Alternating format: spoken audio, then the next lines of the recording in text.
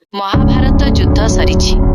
रक्तरंजित प्रांतरे बिछाड़ी होई पड़िछि कुरुवंशर अभिमान।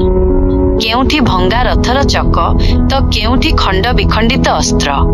एही श्मशान सदृश नीरवता मध्यरे सरसज्यारे साईत अछंती गंगापुत्र भीष्म।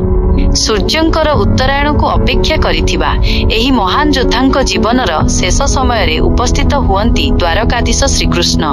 तांको मध्यरे होइथिबा कथोपकथन आजिर जुग पई एक बड़ दार्शनिक प्रश्नवाची छाड़ी जाइछि। छलना की रणनीति? पितामहଙ୍କ प्रश्न। सरसज्यार असह्य जंत्रणा मध्यरे भीष्म प्रश्न करिथिले, कृष्ण पांडवଙ୍କ पक्षरु जाहा हेला ताहा कोन ठीक थिला? द्रोणଙ୍କୁ मिथ्या कहि बध करिबा, कर्णଙ୍କ असहायतार सुजोग नेबा किंबा दुर्योधनଙ୍କ जंघरे प्रहार करिबा एसबु कोन सनातन संस्कारर अंश? भीष्मଙ୍କ एही प्रश्न केवल तांकर नथिला, बरं एहा थिला पारंपरिक नैतिकता एवं मूल्यबोधर एक आर्तनाद। कृष्णଙ୍କ उत्तर जुग अनुसारे धर्मर परिभाषा। श्रीकृष्ण अति शांत भावरे एहार उत्तर देई कहिथिले जे इतिहासरु शिक्षा निया जाए सत, किंतु निष्पत्ति वर्तमानर परिस्थिति को देखि नेबाकू पड़िथाए।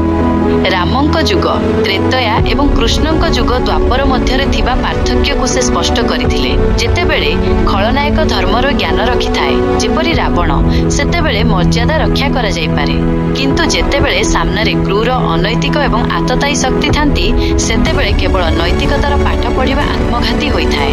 भविष्यत पई संकेत। श्रीकृष्णଙ୍କ कहिबा अनुଯାयी आगामी कलिजुग आहुरी कठिन हेबो। सेठारे धर्म को बंचाइबा पई मनुष्य को निजर आदर्शवाद अपेक्षा वास्तववाद प्राग्मेटिज्म उपरे अधिक गुरुत्व देबाकू पड़िबो।